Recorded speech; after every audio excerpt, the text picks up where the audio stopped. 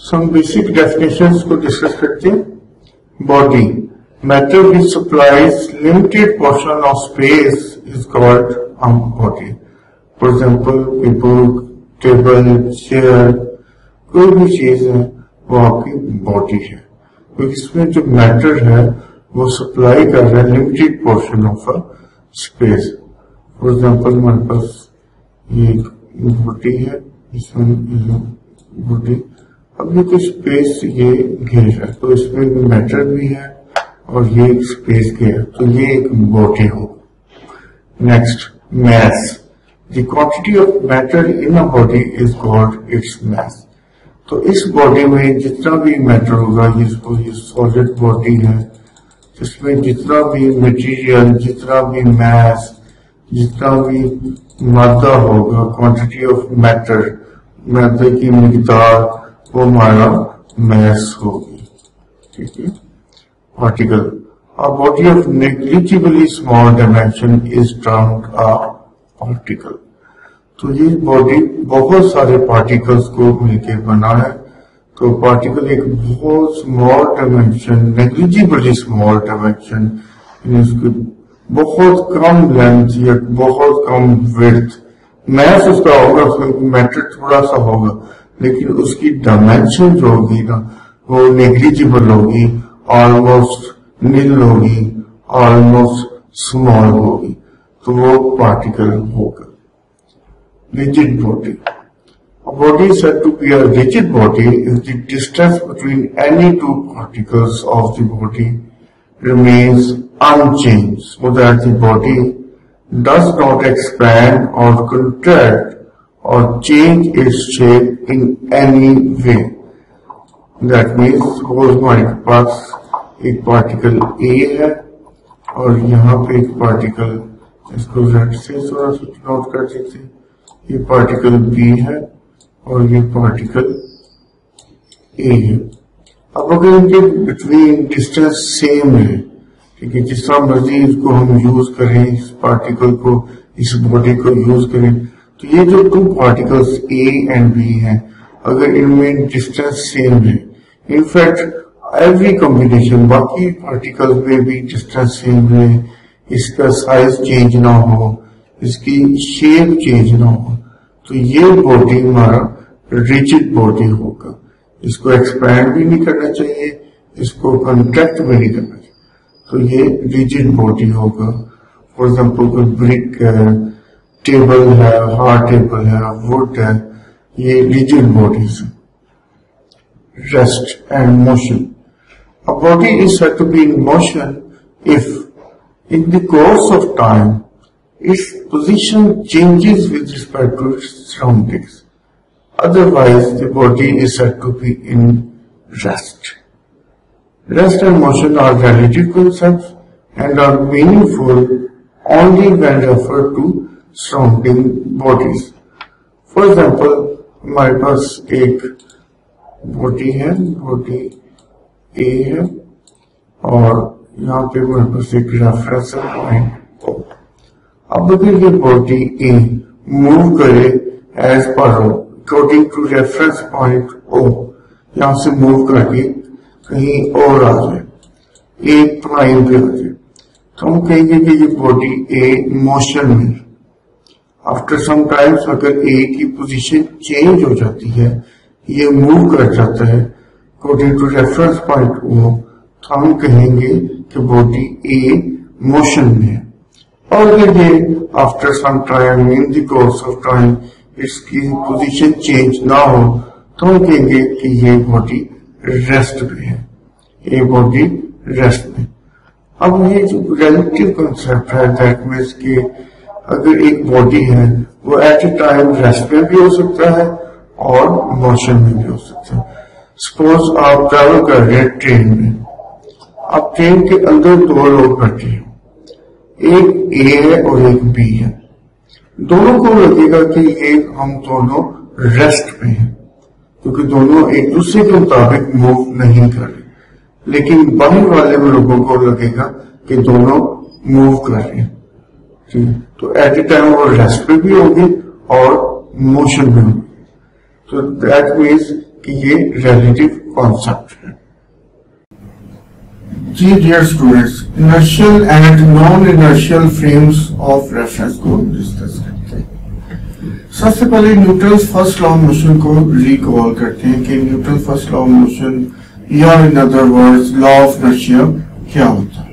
इसकी स्टेटमेंट है, an object at rest stays at rest and an object in motion stays in motion with same speed and in the same direction unless acted upon by an unbalanced force। यानी कि body अगर rest पे है तो rest पे रहेगा, पड़ा रहेगा जब तक उस पर कोई एक्सटर्नल या अनबैलेंस फोर्स एक्ट नहीं करती, या अगर वो मोशन में है तो मोशन में ही रहेगा उसी स्पीड के साथ, उसी डायरेक्शन के साथ, जब तक कि उस पर कोई एक्सटर्नल या अनबैलेंस फोर्स एक्ट नहीं करती। रेस्ट पे तो अगर अनबैलेंस फोर्स एक्ट करेगी तो वो मूव करेगा, मोशन में आ जाएगा, या अगर वो मोशन में है तो अनबैलेंस फोर्स या एक्सटर्नल फोर्स एक्ट करेगी तो उसकी स्पीड को या उसकी डायरेक्शन को चेंज कर देगी। तो ये Newton's first law of motion या लॉ ऑफ इनर्शिया है। अब हम एक डिस्कस करते हैं कि एक हमारे पास एग्जांपल है कि a person sitting on a bus watching a ball roll across the ground will have a different measurements of ball's velocity than a person standing outside the bus would measure the ball's velocity। यानी कि एक person है, वो गाड़ी में है, train में है, बस में है, और दूसरा वो बाहर है, ग्राउंड में है, और बॉल रोल ओवर कर रही है, मूव कर रही है। तो बस के लिए वो डिफरेंट उसकी मोशन होगी बॉल की, और जो कि पर्सन बाहर खड़ा है, स्टैंड कर रहा है, ग्राउंड पे है, तो उसके लिए उसकी मेजरमेंट वेरी डिफरेंट होगी। तो ये चीज इनर्शियल और non inertial frame of reference को लीड करती है। हम कहेंगे कि person inside the bus and the person outside the bus are measuring from different frame of reference.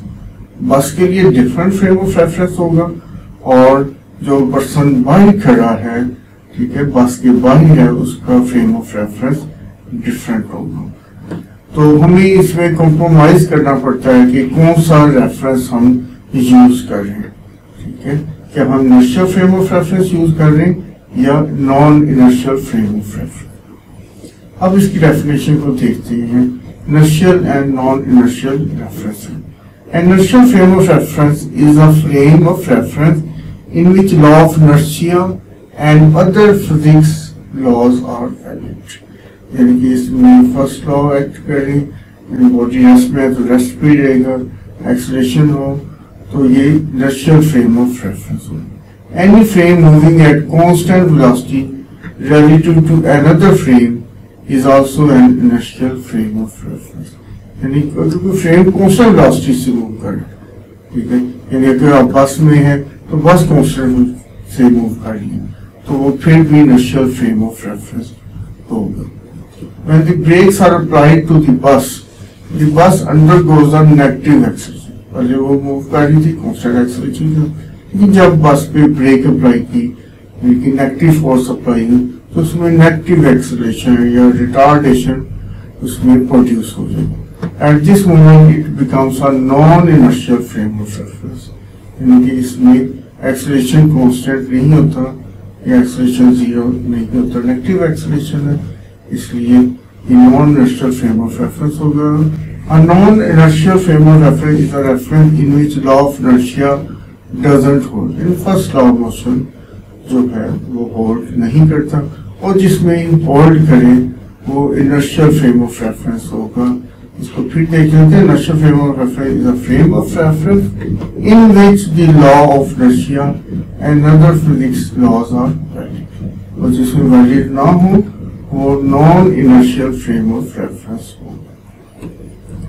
Ball की बात हो रही थी, although the ball accelerate toward the front of the bus, there is no net force causing the acceleration। अब बाहर वाले बंदे को उसको डिफरेंट लगेगी, और जो अंदर बैठा हुआ है उसको डिफरेंट लगेगी। If you are sitting on the bus, you observe the ball accelerating forward, that would imply to you as you sit on the bus that is a net forward force on the ball। यहाँ पे ये लिखें कि वो ball forward move कर रही है, ठीक है। तो ये चीज थी initial and non initial frame of reference. Thank you.